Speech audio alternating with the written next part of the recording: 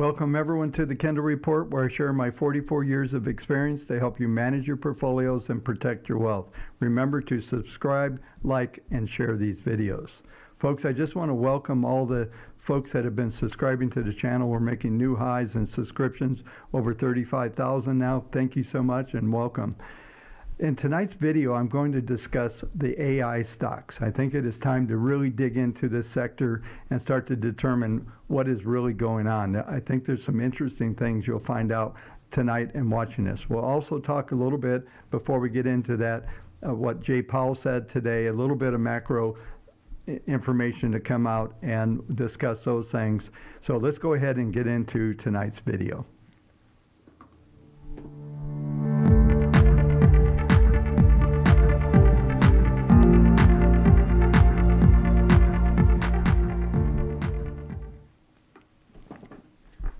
Okay, folks, so let's discuss. I just want a couple items for cleanup before we get into tonight's video.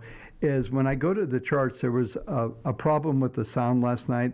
I adjusted everything, so please in the timeline, when I go to the charts here shortly, if there's a problem with the sound, just let me know and we'll adjust that. So let's talk a little bit before we get into the AI stocks tonight. Let's talk about what Jay Powell said. And guess what? He didn't say anything. He said exactly what we thought he was going to say. Markets seem to be responding pretty good today, as we saw. The S&P traded all the way up to 5130 handle again and then backed off. There's a number of things that he did say. He mentioned, I'm just looking at my notes here, he hinted of later in the year possible rate drops, and this is what I've been telling you on the channel here, that we're really looking at the potential maybe June meeting. We could see a quarter point. I think there's about a half a point and maybe even 3/4. So there could be 3 drops this year, and that will have a lot to do with what happens in the back end of the yield curve. And I've been telling you on the nightly Substack newsletter that we're seeing some downside in the back end of the yield curve, so I think they're going to adjust that. So a couple things before I get into the primary content tonight. There's 2 things I need you to do. One is to actually go check out my Substack newsletter. So you can go to kendallreport.com/newsletter, or you can go to kendallreport.com/Substack, and you can get a free 7-day trial. There's content that's free there every night. Many of you are enjoying that. But I'm doing all my micro analysis on Substack now, and it just makes it a lot easier for me. It does come out later in the evening. I'm a bit of a night owl, and I like thinking late at night. I think it comes out really, really well. Many of you are already using that. The second thing is you need to know that everything I'm doing, if you recall in last night's video, I was talking about the collapse of Tesla, and guess what? Down 12, almost 13%, just short of 13% today. And the patterns are breaking down very quickly. And I know I love all the fan folks out there on Tesla and what a great car it is and all that stuff. It's not about the great cars. It's about the financing, the backdrop of the corporate financing that Elon has kind of put in play. They're a great AI company, they're great everything, but they're not really in a very good place right now, in my opinion, because of the financing. But what I would like you to know is that everything I'm doing has to do, I have multiple software platforms that manage over $15 billion in the markets, and that is my WaveTech program and also my Portfolio Expert. And out of that, that's why I always talk about the database on the Substack. I put those numbers out every night. But these are really significant because we're looking at a large group of 15,000 stocks every day, reevaluating them, running, literally there's 10 million calculations going on our software every night. So I'm a quant by design and by trade. And so I want you to know that those indicators I put out are all the internal components of that. And you should go check out kendallreport.com/indicators, and just know we're self-supporting here, so we don't have sponsors, but this is what really makes the channel, gives me the ability to really put out a lot of quality content. Final thing here is that I am been looking to rotate this channel a little bit more towards stocks versus the indexes. So we'll still do some macro stuff from time to time when it's appropriate, but we're going to be going through sector by sector, different things. You're going to see tonight, I came up with, I believe, a great ETF hack that I'll share with you probably next week. I'm going to start working on it. Just by doing the research for tonight's video, I found that. Okay, into tonight's video. So as I mentioned, Jay Powell did not really say much of anything today that we didn't expect, other than he's talking, kind of hinting we're going to drop rates. So I think that's going to be a thing. Let's talk a little bit here and get into the AI stocks. And this is going to be the feature of what I'm going to discuss tonight. And what I'm looking for, I'm not looking at the chat line right now, but when I get into stocks, I've got a list of stocks I'm going to go through. If there's some particular stocks you would like me to cover, I'll interact a little bit with you folks to try to come up with some more ideas and things to look at. Overall, this is what I came up with when I looked at things. If it wasn't for the chips right now, everybody's in trouble. The folks that are using, other than Crowdstrike, which came out with great earnings, but they had a big rejection and reversal, and we'll talk about that here in a few minutes. It's going to be the first stock I talk about. We're going to cover Nvidia and all the obvious stocks, but the chip stocks are still the main players out there. But we're going to dig into some of the other AI companies, and it's very disappointing to see what's going on there from my viewpoint. And so I'll try to tie all this together as we go through the individual stocks. But what I'm seeing right now is that the whole sector is very mixed, and what I'm looking for, and I'm hoping to find in this ETF that I will show you here in a few minutes, I'm hoping to find some nuggets inside of this ETF, and this ETF hacking concept that I'm talking about here is where we go and break out all the constituents of the ETF, and then we put them into our modeling software and the Portfolio Expert and try to find which ones perform well with our models, and then try to break down and condense and basically eliminate all the fees of the ETF and make it better. We did this with XBH last year, the home builders, and it returned over 75%. In the last 3 years, I've had a lot of success with that stuff. So, but this whole AI thing is really big, and I can tell you, sitting here right now, there isn't anything that's going on here. Kendall Report, Portfolio Expert, we are actually really embraced into the AI. We are in the process of integrating some ChatGPT APIs into some of the things we're doing. We're a small company. We're a couple, 4 or 5 people around here running this place. And I'm telling you right now, it has impacted our business substantially. There isn't a day we don't go by and use some sort of AI, whether it's ChatGPT, and now we're about to embrace some things in as far as the APIs go. And I was talking to a good friend the other day, and literally the things that you can do now without one line of code is phenomenal. So you just have to be able to submit the right prompt, the right information, and it will do all the analysis for you on the fly. It's amazing. Okay, so let's talk a little bit more about these stocks and what I see here. Right?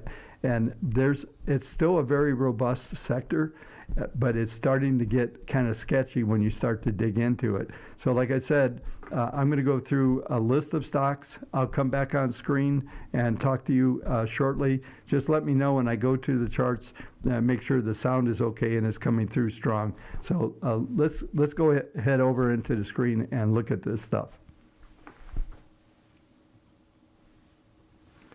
Bear with me 1 second.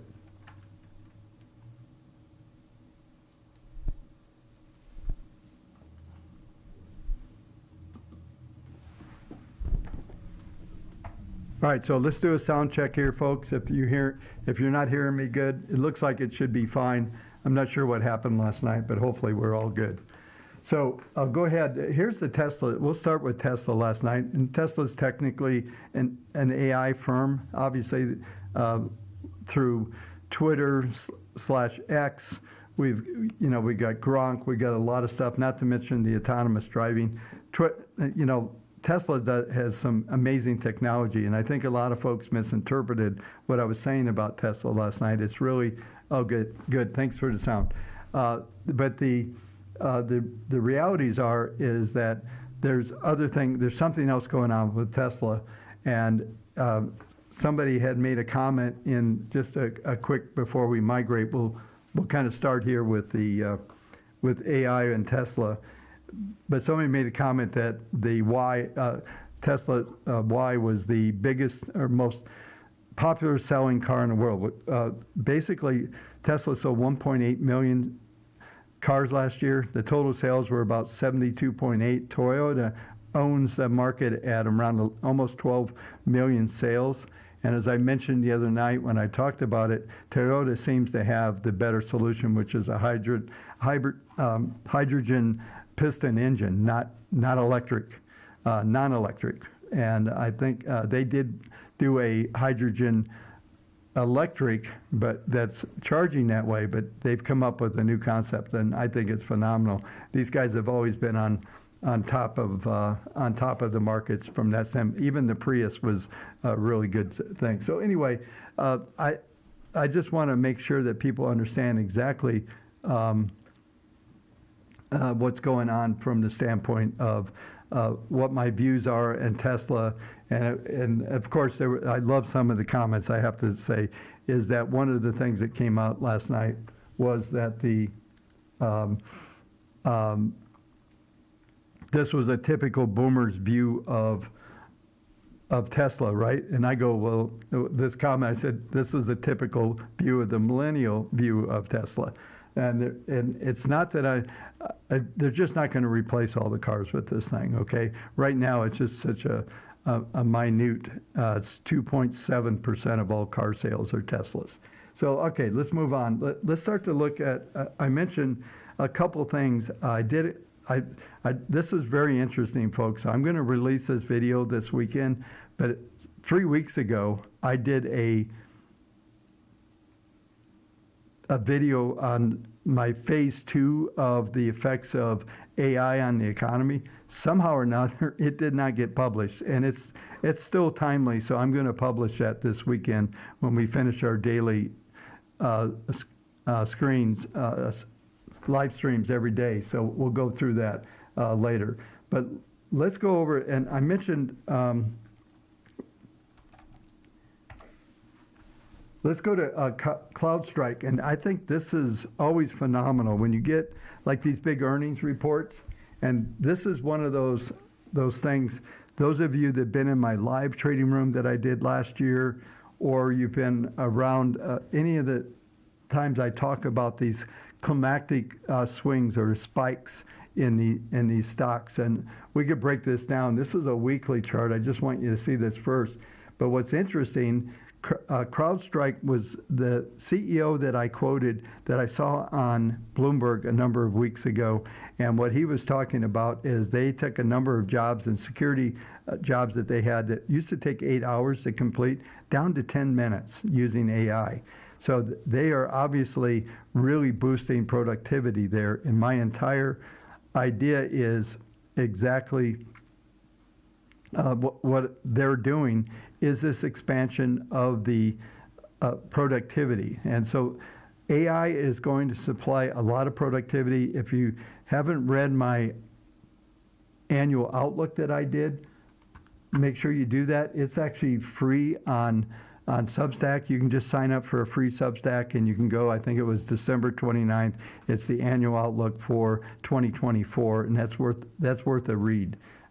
Just to kind of solidify what I see happening. So I'm very, very positive on AI, and we've seen this crazy move in the stocks. So here's a couple things I want to point out with the indicators. You can see here, this is a weekly chart of CrowdStrike. You can see the algos are starting to predict that the momentum is going to start to fall off. And you can see these dots over here on the right-hand side are our WTR predictive SMA. So it's predicting what the moving averages are going to do. And you see the flattening out. And these things recalculate as we get real-time data. The best data is about 3 to 5 sessions looking out. But this has, I believe, 50 50 bars in the future. Let's just see what it is real quick here. Bear with me 1 second. I just want to look at this because this is important. This is why I'm trying to, yeah, so we're looking 50 bars out in the future. I just want to look at the settings here. So this is just, you're seeing this rounding off. We're starting to see some of these stocks as we go through them. You'll see an interesting contrast. But this little big move, you can see the expansion of the volatility. This is a weekly chart. So we'd already seen over the past couple weeks the volatility starting to expand on these stocks. And this is, I talked about a concept the other night, and I'll just come back on screen for a second here. So I thought I would. Yeah, here we go. Yeah, so I talked about a concept as when you're looking at a stock like this at the with the high-level consolidation. So you always have to ask, is this distribution or consolidation? And there's an argument here that there is really a consolidation going on here, which is possibly just a prelude to higher prices. But we have to watch this thing very closely. The algos are suggesting that we're going to get a drop in the momentum, which tells us, those of you that understand what I'm about, it's about the angle of attack of the moving averages, tells us the probabilities, what the likelihood of the market remaining above a moving average. Almost all of us use moving averages, but a lot of us don't understand the mechanics of moving averages and the probabilities behind them, when they're going to break and when they're not. I've spent my entire career, have to admit, studying the internals and the probabilities of moving averages, and therefore understanding trends. So, this is something really important to understand, because what you get out of this is actually when you see this expansion, this big range like we've seen. Let's go down to daily. I'll show you something here. This is what I was talking about. This thing opened up just, to the moon, all-time new high, and then just all sellers over. Everybody was selling this thing. So this is what I was talking about, the spike that you see when you see these big spikes up. Everybody was shorting this thing. Everybody was even taking profits or trying to take advantage of this. And this is like such a unique type of a pattern that happens when you see this, because it broke out. You can see the market grid here. I'm going to expand some things. I'm going to use this as an example. Then we'll get through some other stocks here from that standpoint. But what we look at, you get this where my crosshairs are right now. That was the opening price today. We opened at 360 and we finished at 329. So I mean, this thing just completely reversed. And while it ended up much higher than it was yesterday, because we closed at 297, typically what you see here, you can see even the algos are reacting the next couple of days. It looks like we're probably just going to drift in. And when we get some new prices tomorrow, the market grid's going to attempt, it's going to shoot up because of this range. It's going to readjust itself a bit. But basically what it's going to tell you is that we're probably 3 standard deviations above normal. And that's why this thing did not actually hold very well, right? So it just, everybody was selling. So this is the daily. We could break this thing down just one more level. And let's look at the hourly chart. And you can see hourly had that first reversal, basically an RTX sell signal. Those of you who've been around, that's when this green line is the market grid. We closed above it, then we just, typically will ensue maybe 2 sessions of sideways to down, and we just kind of consolidated this. These are really kind of unorthodox, high volatility breakouts, and this was, I'm sure Jim Cramer this morning was screaming what a great trade this was, right? And so that's why we retraced 30 handles by the end of the session. But so just know that going back through here, we get this type of reversal, even though it went to new highs. This is potentially, I'm just going to put out even though the algos and you see the lines, this is potentially a big hesitation point and potentially going into a larger consolidation phase. That's why when I showed you this weekly chart, this is what's going on. So we're gonna use tonight's video kind of as a educational viewpoint of volatility, and when we get these spikes that happen, these are the type of things that when you see, you have to acknowledge, and what it tells you is there was a climactic type trade that happened. And doesn't mean it's the end of the end, but it does mean there, with today's action, was a shift. So we'll start off there. So I mentioned that the semiconductors, I did talk about this the other night, but if you're talking AI, you got to put Nvidia up, right? And somebody was wanted me to put something out there. Nvidia is like this perpetual machine that just goes up. It's like the meme of "to the moon" couldn't be better stated with this stock. So I showed this the other night. This is the weekly chart. This thing is ballistic. This is the interesting thing. Now the momentum's going to stay strong for a number of weeks. Somewhere as we get toward the end of March, coming into April, we're going to start to see the potential for some flattening off. And I suspect when we look back at this chart at some point in time, say in the next month, that we're going to see that these moving averages are starting to flatten out. We're going to see the whole momentum and the shift going, where ultimately maybe we get a large consolidation phase. Right now, this thing's just parabolic. It couldn't be more parabolic. For instance, PPM1, let me get this right number, 6.06. That's where this value is, and it's being projected right now to be close to 7.1. Anything over 0.25, not even getting into a whole integer, is that number. I am going to attempt to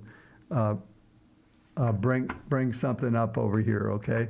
So let me just see if I can quickly bring something up here that I want to show you. And I think this will kind of bring in this whole angle of attack situation. I think I have it right here.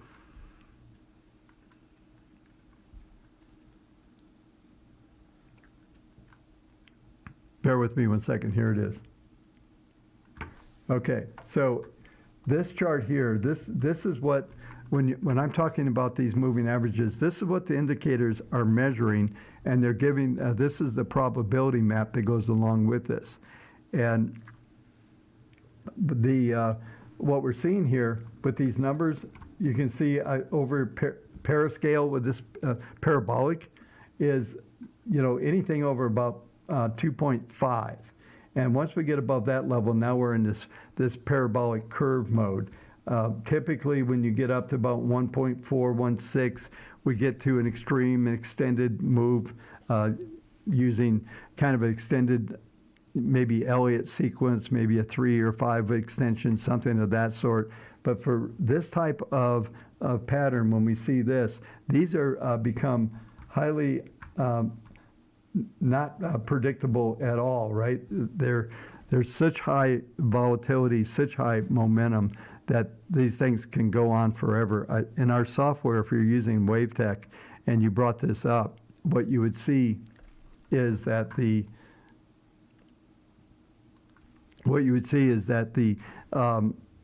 there's a message that comes out, and it would say this stock is currently in a parabolic move.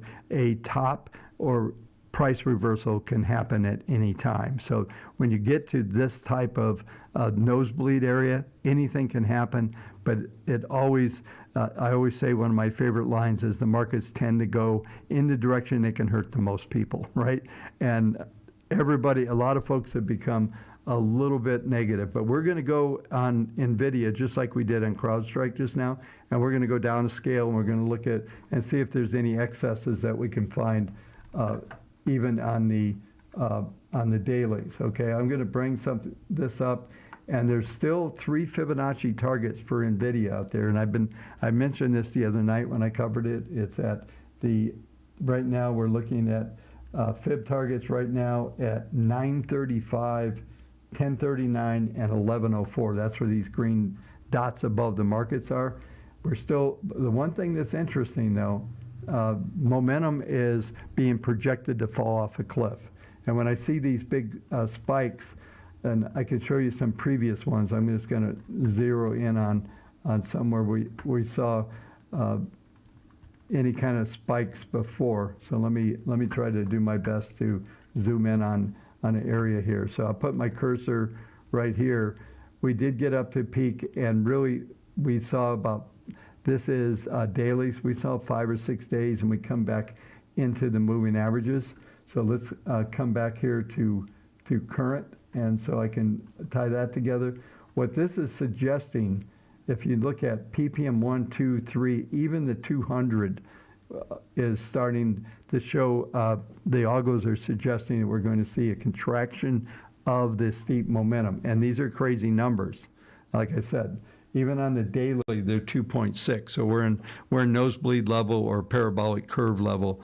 And this is very likely. Yeah, in just a minute, I'm going to go through a couple more stocks in my pick. We're in about 26 minutes on the stream. I'll start to look into some other things. And I see somebody said you buy. I would.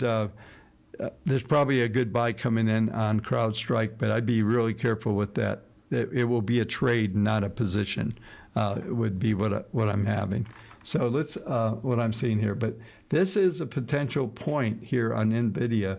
We're at the market grid. Let me just bring up a few things here. Market grid on a daily basis, we're printing up at the higher level. 891 is the top there. We printed 897. We finished at 887. So off the highs, we stayed within the grid. And I would suspect that over the next 2 sessions, we're going to see it start to come back in. And really all it's saying is we're going to come back to the 10-period moving average. That's 814. It's rising every day. So we're looking at maybe 836, 840. There's probably a little bit of a sideways move into this average. And then but if we look at the moment, looking out on this forecast, which gets a little sketchy beyond about 10 days for sure, but it is projecting that we're going to see some more bleeding off of momentum, but it's still like where my cursor is right now, we're still looking at a 0.47, which is very bullish and still suggesting the stock is going to climb from there.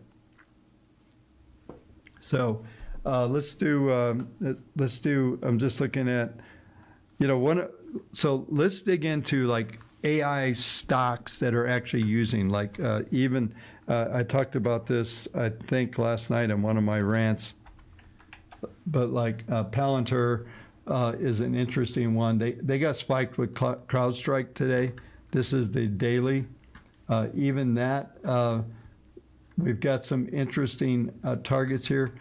Back in the meme, this was pretty much a meme stock, even though it's been around for a very long time. Basically a government contract company, and they're doing some other things from the standpoint of AI level. But if we start to go into weekly, I want to just pull this back a little bit. This stock is actually one of them that are probably participating the best in the game, we'll say. But even then, if we zoom out here on a weekly or even go monthly here, that's what this is. We're coming into kind of a resistance zone where we're probably getting into a peak value. There's not a lot of data on this stock to really do some good analysis yet. But the weekly is still showing upward slope, and it looks like we're going to stay positive momentum. Once again, everything seems to be like zeroing in around March. So there's a number of stocks I think are going to be pretty good stocks to continue to participate in. This is probably one of them, but it is getting a little frothy.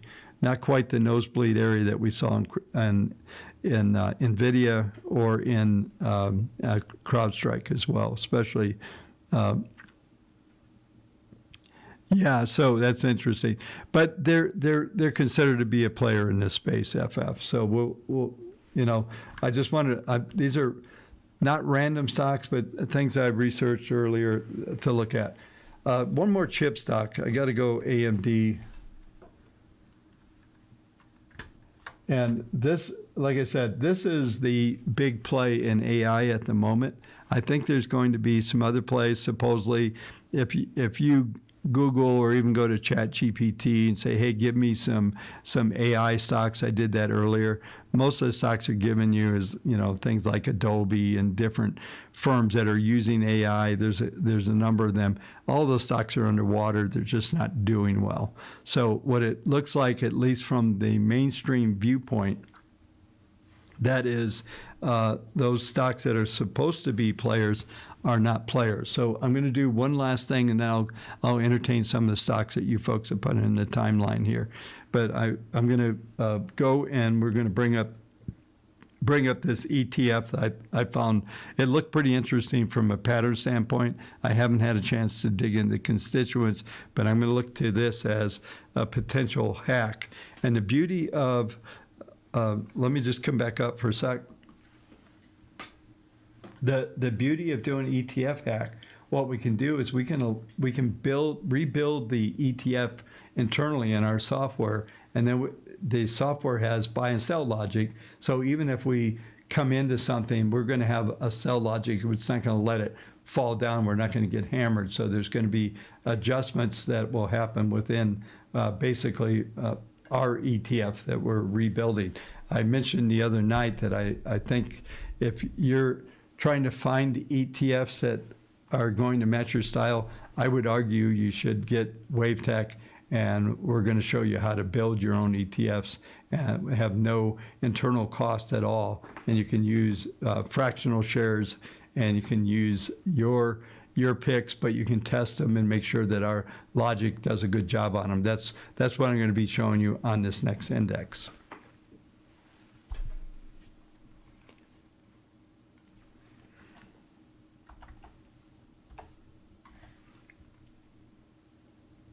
So I found this symbol here, BOTZ,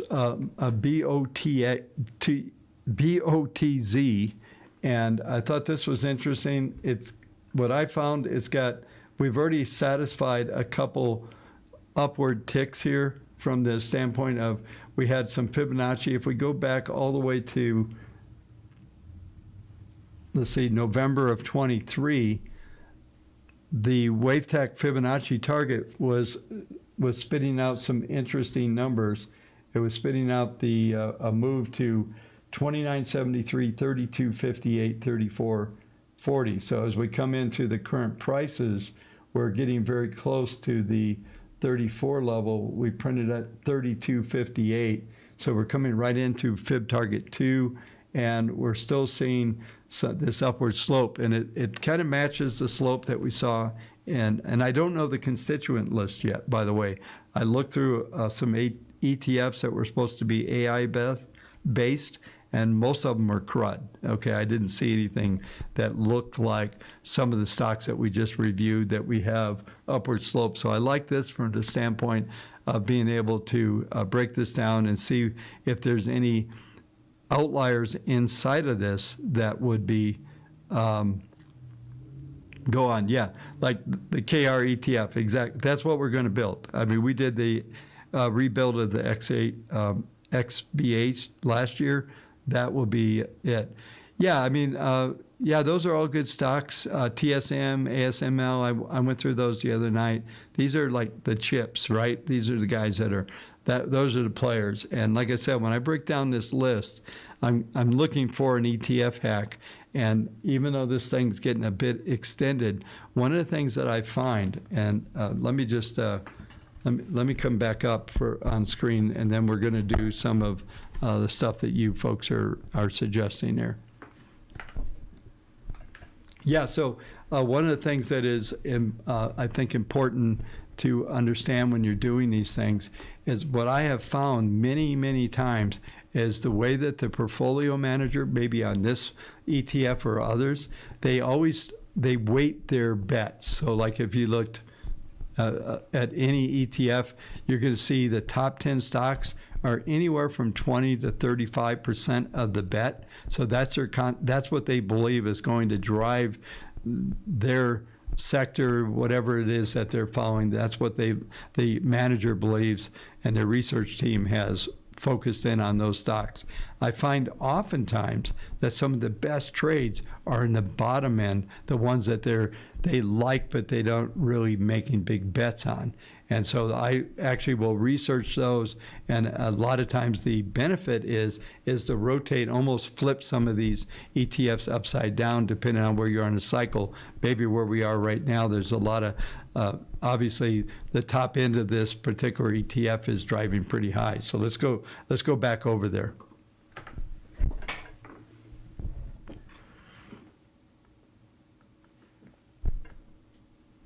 Yeah, so I think what,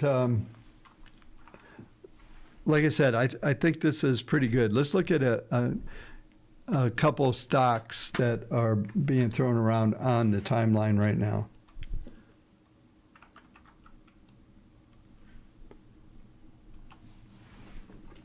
Yeah, so this is another parabolic move.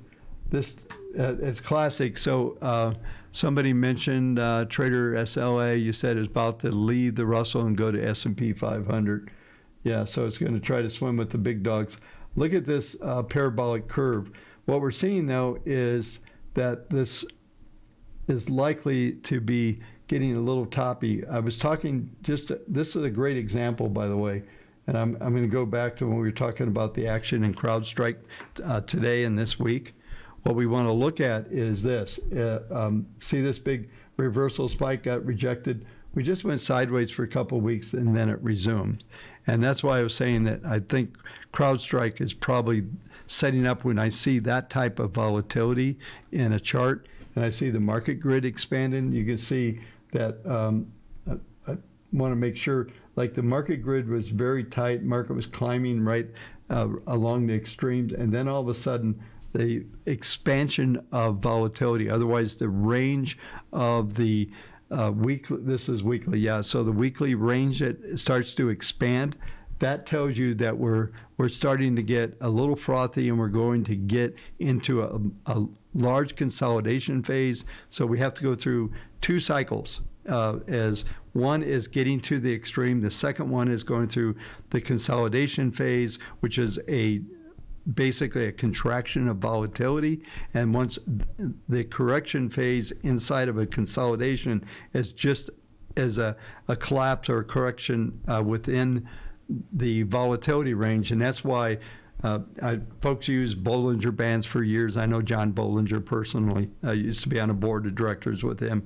But the Bollinger Bands are standard deviations. These are literally range expectations with Fibonacci targets built into them.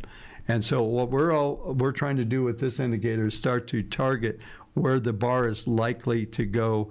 And I've talked about this concept, so really quick conceptual type situation here from that standpoint. I'll come back up for a sec. So yeah, another number interesting because we're getting in some educational along with these talking about these stocks. But what happens when you get this large expansion of volatility?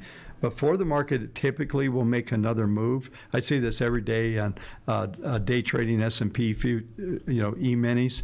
As you get a big expansion, and the expansion then has to contract. Once it contracts to a certain point, and you see the moving averages and the algos start to predict over the next several bars that we're going to resume a direction, or maybe it's going to roll over even further. But it's not until that point where you get the contraction of the volatility before you're going to get the next move. During that time of that expanded volatility, usually trade the outside ranges of the market grid, and there's a lot of opportunity to trade within that market grid once it gets really expanded. So what we're looking at from like this stock here is the possibility of getting it's already got that big expansion that we start to go sideways. You see the market grid collapse down, it'll set up, I have crazy names for a lot of stuff that I do, but like this dragon head formation, if we get a dragon head, that's a prelude to higher prices. Chances are with the momentum behind this particular stock, and we could go across a lot of these stocks that we've looked at tonight. We can talk about the Nvidias, the Crowdstrikes, all these big high momentum. For instance, the PPMs on this one is, PPM1 is 14.7. So this is even more crazy than some of the others that we looked at tonight. Okay, so let's go back to the chart. And so what I'm talking about here is we'll start to see a contraction. We'll go sideways. We should see a moderation of the expectations of the moving averages from the standpoint of where the support levels are going to be. And this will be also, if we get anywhere close to that, this is a weekly chart, 10-week moving average. That's going to be like a screaming buy, but it is rising very sharply every week. If we go back to a daily just for a second here, you can see daily is showing that we're going to probably contract and come back into this range, into these moving average ranges. So the beauty of understanding and having the PPMs is understanding what the probabilities are that I showed you the probability map a little bit ago, just flashed it up there. But if you dig into that, the beauty is that what you're going to get is the ability to be able to move into the markets and trade these ranges. And ultimately, when certain setups happen, you're going to be able to determine the next iteration of this trend or continuation of this trend. It looks to me there's like so much upward momentum. I always talk about momentum almost like a half pipe. You take maybe a ball and put it in a half pipe and it rolls up. Each time it goes, it loses a little momentum. And when the market surges, like we saw on Crowdstrike and some of these symbols here that broke out in the last several days, what you get is a resetting of that momentum, and that momentum carries through the markets, through the trend, and ultimately gives you the confidence to stay with trades once you understand what's going on internally. And that, folks, I've spent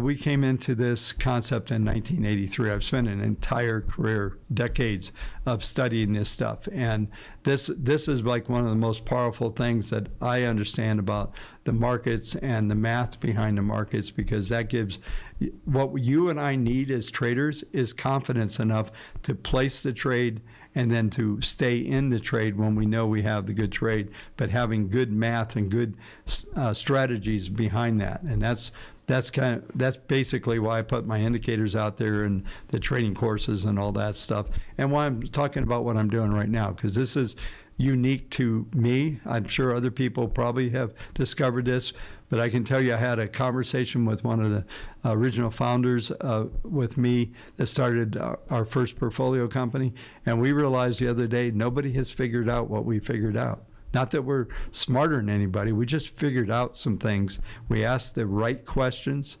and we got some of the right answers, and it's driven an entire career, and we've managed a lot of money over the years through our consulting, our software, and everything has happened, so it's kind of interesting from that. So I will do ARM. So back down to earth here. We can look at, let's do AMD. I mean, the chips are hot, right? So we'll stay with this. What time is it? Yeah, we still get about 15 minutes. I usually do an hour every day, so we can do that. Actually, right now, the one that just somebody asked, SMCI, is what's on the chart I just went through. Yeah, we could do Apple too, right? Apple just announced that they're not going to build a car. I did a funny tweet out that somebody said, well, Apple found out it's really hard to build cars. No, they didn't. What Apple found out is that the car business is a really stupid business to go into. It's sort of like, there's never been a lot of money in cars. And let's face it, Tesla is a car company, but it's also AI, autonomous driving, a lot of software, all kinds of stuff. So, Tesla is a substantial company. And like I said, the only reason why I'm negative on it is because of what Elon's done. And the good news for Elon, even if that thing failed, even if X failed, he still has Starlink, and he still has, another enterprise that's probably worth than all, since it's private, it's probably worth more than all of them put together, actually. When you start to get into the whole space rocket space, right? So that's definitely it. So let's take a look. Let's do ARM. I'll come back.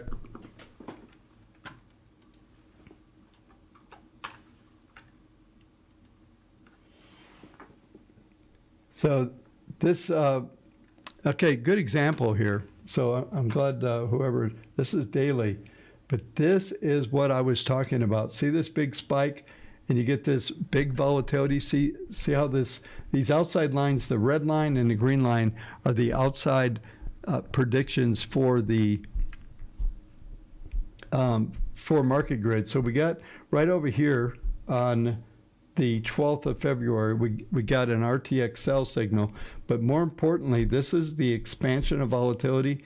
Then you see it contract, and this is where we start. Once volatility normalizes, then you can start to go with the expectations of what's going on. So let's go to a weekly chart, and you'll see this even more dramatic here. I know this company has been around forever and ever, but just launched as a public company.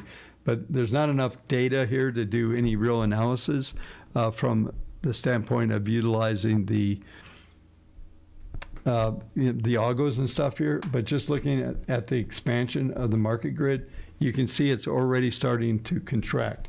So this is a weekly. We're looking at multiple weeks of volatility trading, possibly trading down to the lower end of the market grid, which would be around 112 or so on this stock. It's currently 136. You got a very broad range here. So this will unfold for over the next several weeks. We should see that contraction, and then at that time we could look at that. Yeah, I actually covered PLTR just a little bit ago. So you can watch the replay. You should be able to see that. Let's go to Apple. Let's do Apple.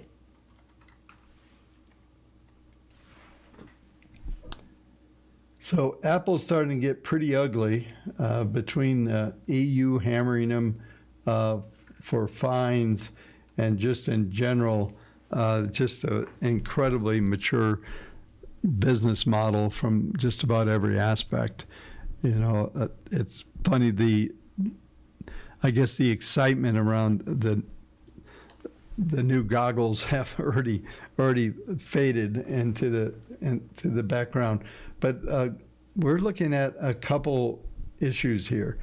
Negative momentum on this is starting to build. We have 3 Fibonacci targets on the downside. 172 has already been exceeded.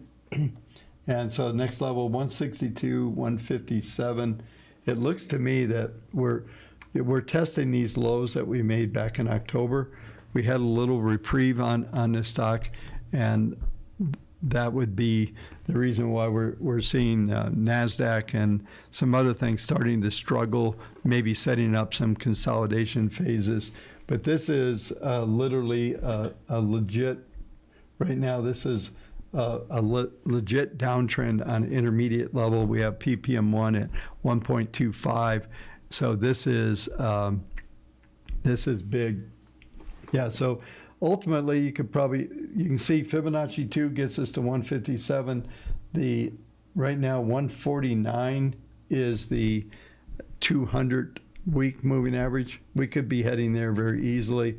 The algos are down. You can see the WTR projections, the WaveTech SMA projections are suggesting that the moving averages are going to continue down. The PPMs are confirming. Those calcs are coming from the PPM, so we're definitely seeing this stuff start to roll south.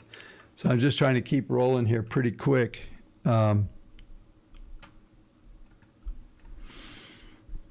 Yeah, we'll do a couple others here.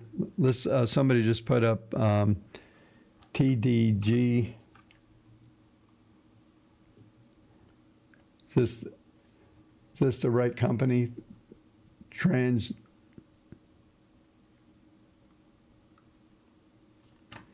Yeah, so this is really interesting, not to offend anybody, but so many people focus in on that was some of the comments that I saw in a YouTube video from yesterday, is that, Bob, you don't understand, these guys made billions of dollars, they have all kinds of revenues. Revenues is just part of the equation, right? So you have to dig deeper into these businesses. And I'm not actually claiming that I'm like a super analyst. I have told you folks for years that what I do here is what I call reverse fundamentals. So in the case when we're looking at Apple and you see these downtrends, it's pretty easy to figure out Apple's pretty frothy. The business model is very mature. They got issues potentially in China and Europe's. This fine that Europe got is kind of a drop in a bucket, right? So it's not really material. I just think we're starting to see a lot of these business models get kind of challenged, the ones that be around for a while, and it's possible that what we ultimately get is, and this always happens, a changing of the guards, right? So let me come back up, because I think we're getting pretty close to the end of what I'm going to be able to do today. So let me just come back up here for a minute. Yeah, so one of the things that we can talk about at the end of the video today is actually just a changing of the guards, right? So we're seeing going from the Magnificent Seven. Those are we saw a lot of pressure in Amazon and Microsoft and Apple. We're seeing a bit of rotation out, but yet we've got the chips that are coming into big play, right? We've got all the Nvidias and all the other players out there in that space. I showed you a couple of days ago, and I talked about this, is that if it wasn't for chips, it would have been a really boring day. But Nvidia, just like I said, it's like a perpetual machine. It just keeps going up. We did the analysis on that earlier, but my point is there's potentially a changing of guards. I am, like I have mentioned in this broadcast tonight, I'm a big proponent. I believe AI is going to change a lot of things, but like any innovation that comes into a marketplace, it takes a while to digest those. Now, I can tell you, I laugh all the time. I'm an older guy, but I'm on top of technology, always have been. I actually started looking, then I got my team involved. We started looking at AI literally in December of 22, right when ChatGPT came out. I jumped in both feet and been really engulfed in just about every technology. There's a lot of good, and there's a bunch of junk out there that's being created as well. So I've been through different cycles. Let's go here for a minute. I can go back, excuse me, to the even pre.com, excuse me, pre.com, which was biotech in 1992. I was on the trading floor at the Pacific Options Exchange at that time, and if it had a biotech name, you could buy it and make money. One of the guys that was on the floor there used to come up. We had this old machine called a bridge machine. It was basically all fundamentals, all the fundamentals. You could pull up all the reports and had everything stored there. And he was just going off that none of these companies are making any money. These guys are never going to get drug approvals and never going to get this stuff. And I remember telling him, I go, you're right. But the problem is no one cares about that. When you get into these thematic type moves in the marketplace, people don't care about those things. We saw it in the meme stocks in 21, 22. We saw that. We saw the air come out of these things. I talked about this last night, that a lot of these stocks, once stocks get crushed to a certain point, there's no coming back. They just don't have the finances. One of the primary things that companies have is that stock and the ability to use that stock as a currency to do things.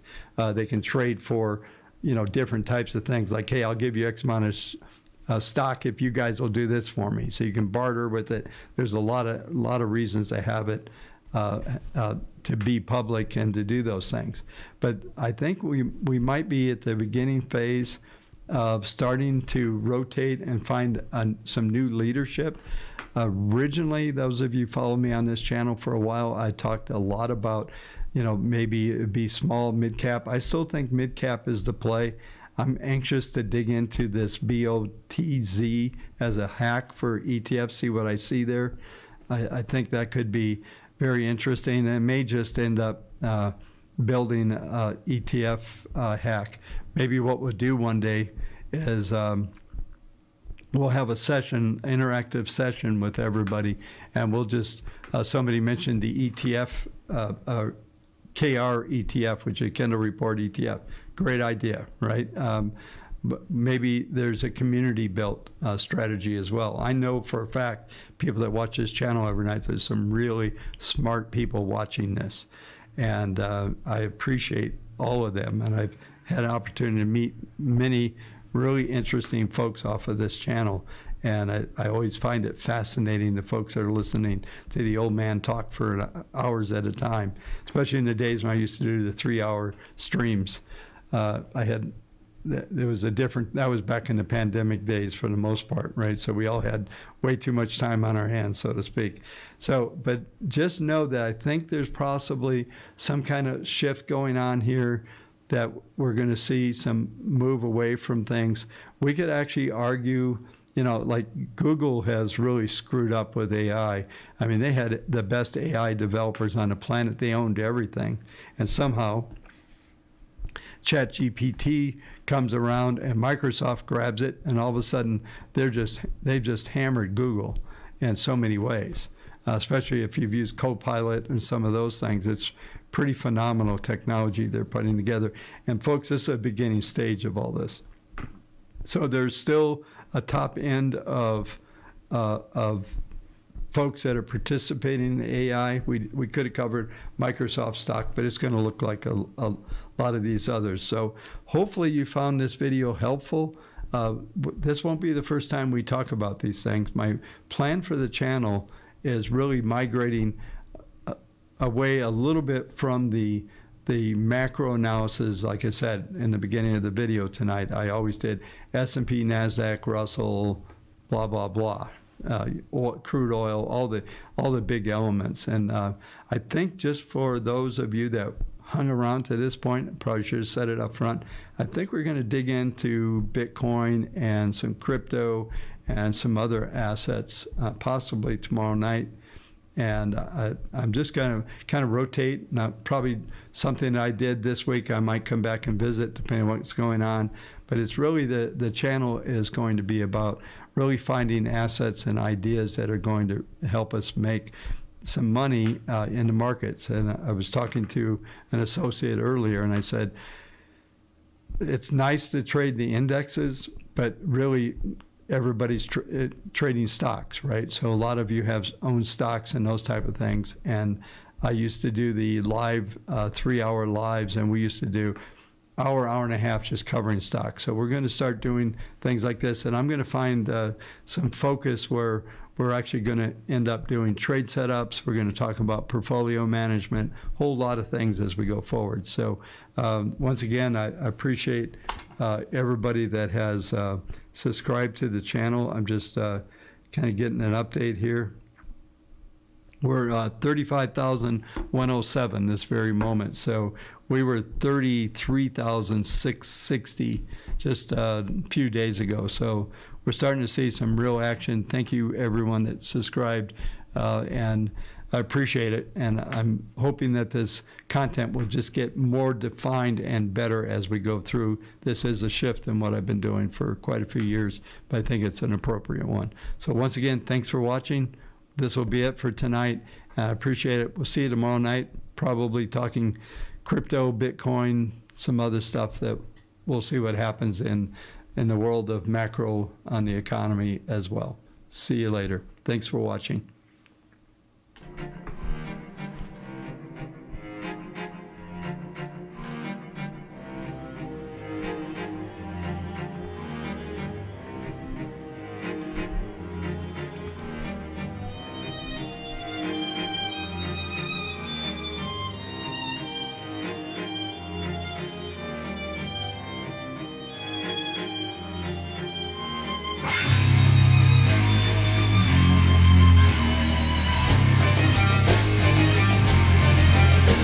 Click the like button before you leave, please.